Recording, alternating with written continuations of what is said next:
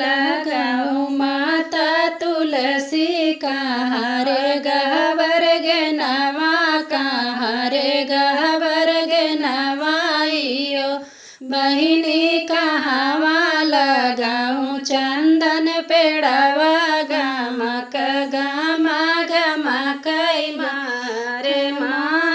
महकई हो बहिनी कहवा लगाऊं चंदन पेड़वा मारे महकई गमकई हो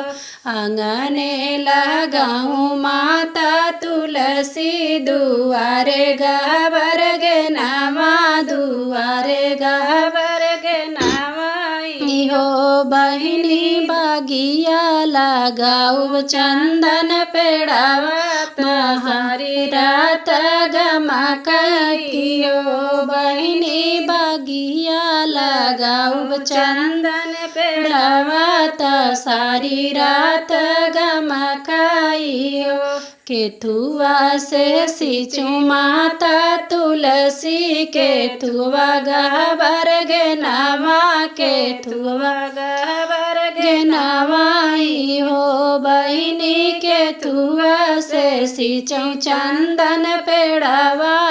सारी रात गमकई हो बहिनी केथुआ से सींचूं चंदन पेड़वा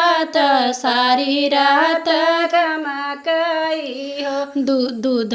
दहिया से सींचूं माता तुलसी दूधवा चंदन दूध दहिया से सींचूं माता तुलसी दूधवा गहवर गे नवा दूधवा गहवर गे नवाई हो बहिनी पानिया से सींचे चंदन पेड़वा मारे